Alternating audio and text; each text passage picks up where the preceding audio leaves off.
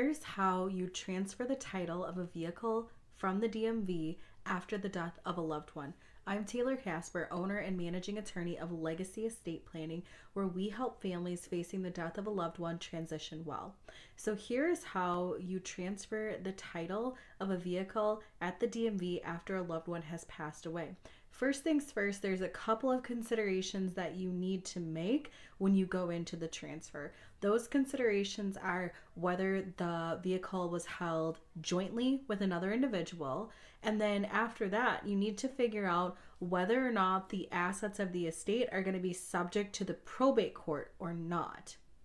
If a vehicle is held jointly, you don't have to worry about probate or not probate or anything like that at all, because it's very simple. When something is held jointly, it passes to the person who was the joint owner. And so in order to effectuate a transfer of a joint vehicle, you just need to appear at the DMV with a death certificate, the title, proof of your identity, and then you should be able to pretty seamlessly get a title transferred into your name solely as the joint owner. Transferring a vehicle, if there's a probate, is a little bit different than if there's not a probate. So first, let's talk about whether or not there needs to be a probate.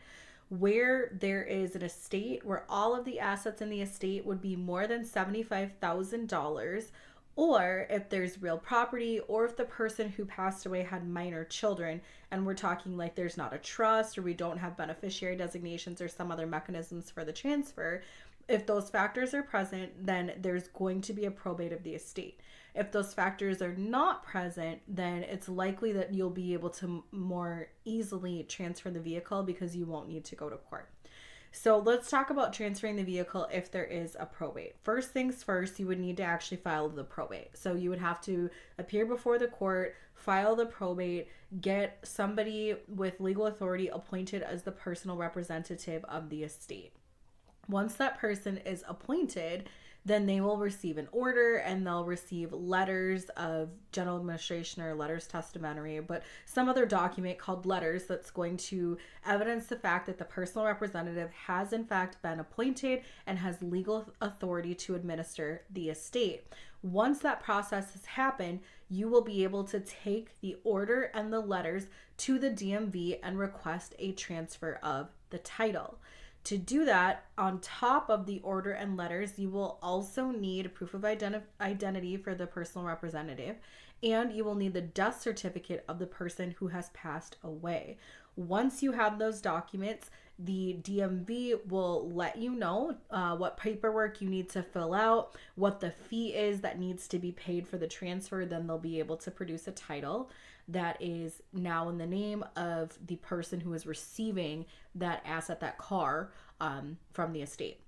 Now, of course, this isn't just cars. This is anything that has a title held by the DMV. So that could be a motorhome, a trailer, a mobile home, boats, ATVs, and other recreational vehicles. This would apply to anything of that nature.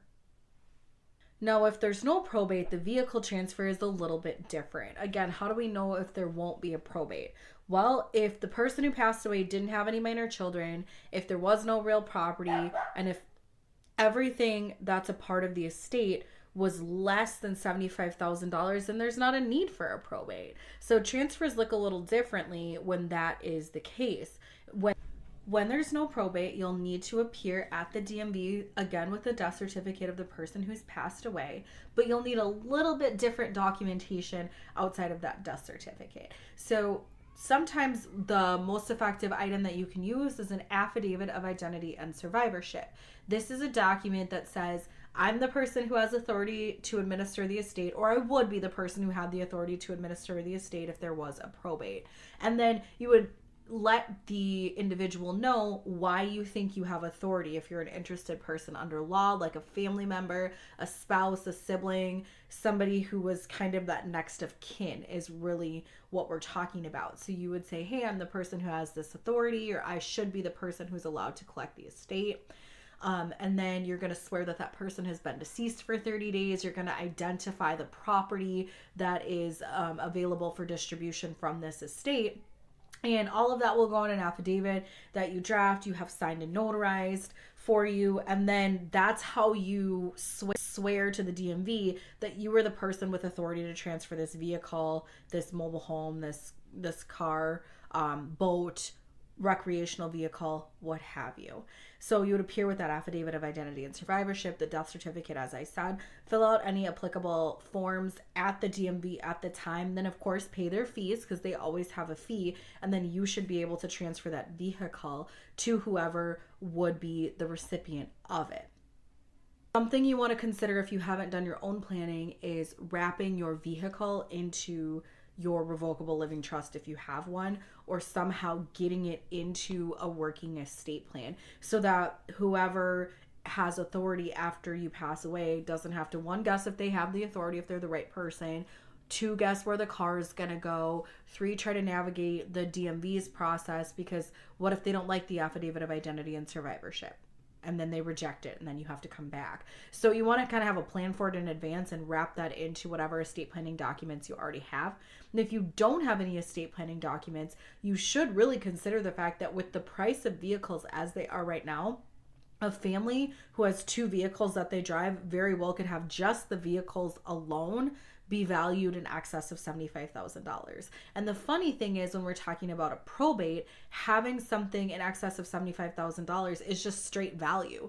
They don't care about whether or not it has a loan or a lien. So even if you have like a new Suburban and a new pickup truck, those two vehicles together are likely going to be more than $75,000, and it's going to trigger a probate, even if they're $90,000 and the loans against them are $89,000. Doesn't matter. It's all about value, not about debt associated with it. So if you have vehicles that could maybe push your estate over the edge and create a probate situation, then you want to make sure you're doing something to manage those during your life.